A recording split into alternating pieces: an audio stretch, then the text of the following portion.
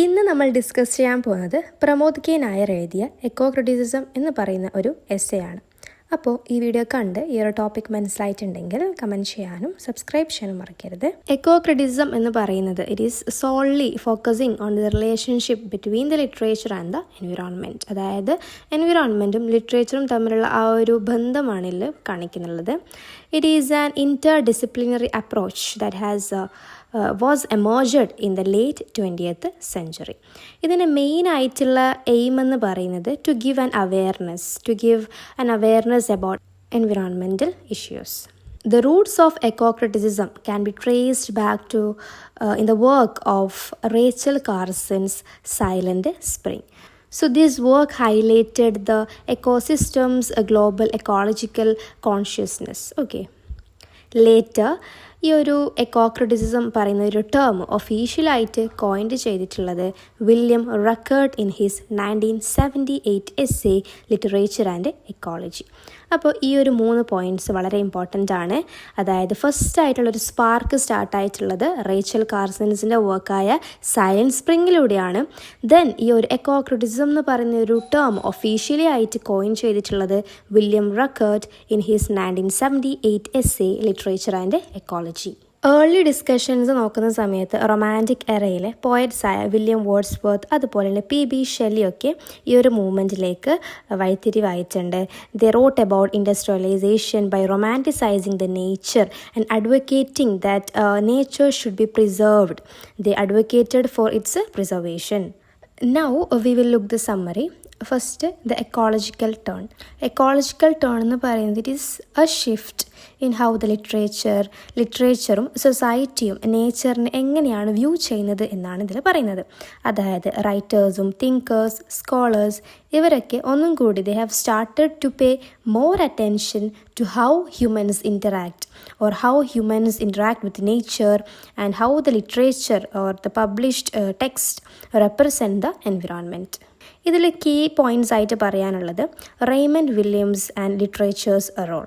അതായത് Raymond Williams the country and the city publish ചെയ്തിട്ടുണ്ട് ഒരു വർക്കാണ്. അതിൽ പറയുന്നുള്ളത് he said that English literature has shaped how people think about nature in very different ways.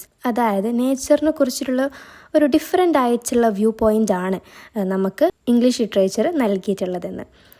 So ഈ ഒരു this change in perspective is seen as the beginning of എക്കോക്രിറ്റിസിസം.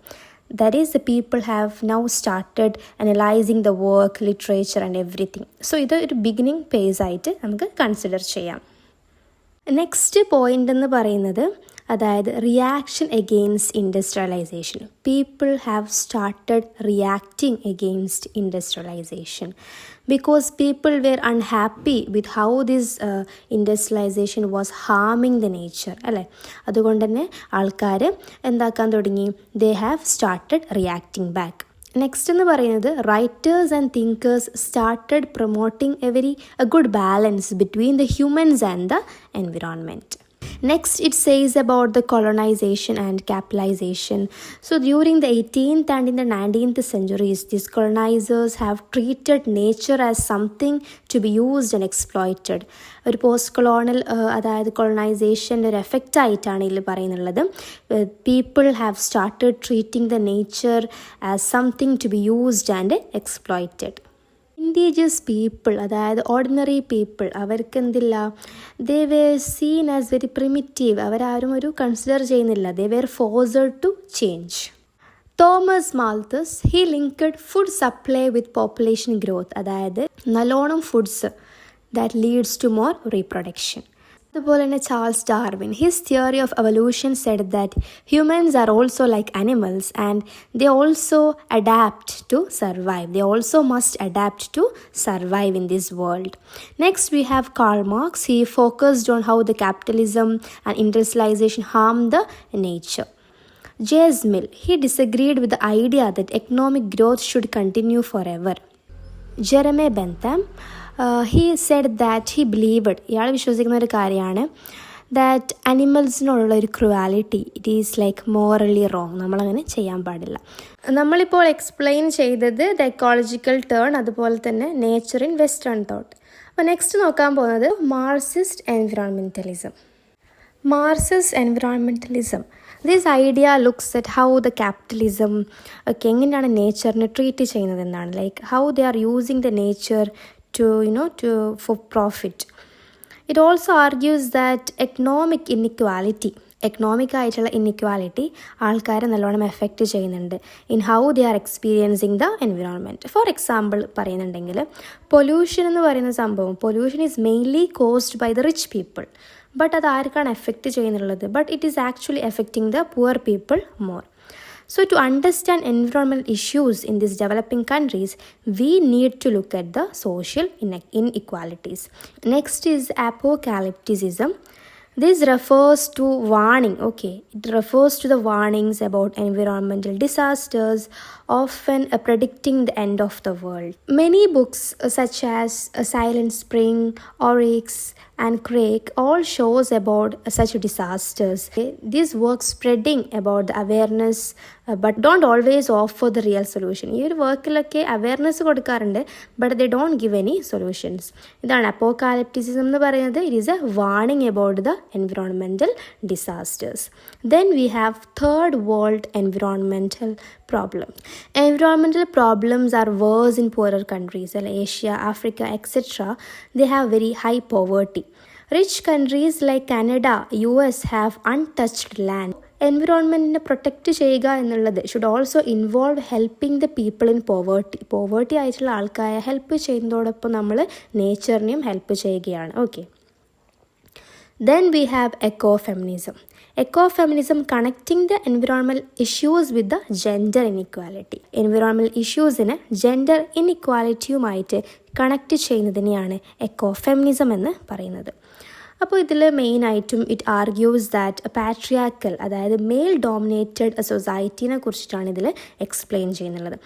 എങ്ങനെയാണ് ഈ ഒരു മെയിൽ ഡോമിനേറ്റഡ് ആയിട്ടുള്ള വേൾഡ് വുമണിനെയും നേച്ചറിനെയും എക്സ്പ്ലോയിറ്റ് ചെയ്യുന്നുള്ളതെന്ന്. So eco-feminists believe that women are more connected to nature. So they say that women's ആണ് നേച്ചറിനോടായിട്ട് കണക്റ്റ് ആയിട്ടുള്ള ആൾക്കാരല്ല. They should play a very bigger role in protecting it. So thinkers like Vandana Shiva, Mary Miller have explored these ideas. Gender and nature സെക്ഷനിൽ പറയുന്നുള്ളത്, so നമ്മൾ സൊസൈറ്റീനെ view ചെയ്യുന്ന സമയത്ത് എപ്പോഴും നേച്ചറിനെ ഫെമിനനായിട്ടും കൾച്ചറിനെ മസ്കുലിനായിട്ടാണ് കാണുന്നുള്ളത്. So nature as feminine and culture as masculine. So woman and nature are often controlled by men, അല്ല? ഈ ഒരു വുമണും നേച്ചറിനെയും എപ്പോഴും കൺട്രോൾ ചെയ്യുന്നത് ആരാണ്? മെൻസാണ്. Men in a patriarchal society. അപ്പോൾ feminist argue that just as men dominate the woman, they also exploit nature. എങ്ങനെയാണോ ഈ ഒരു men or patriarchal world is dominating women, അതുപോലെ തന്നെയാണ് they are also exploiting the nature. The materialist or socialist ecofeminism. ഇതിൽ പറയുന്നുള്ളത്, this view connects environmental issues with economic and gender inequality. നേരത്തെ നമ്മൾ പറഞ്ഞ same ടോപ്പിക്കാണ്, അല്ലേ?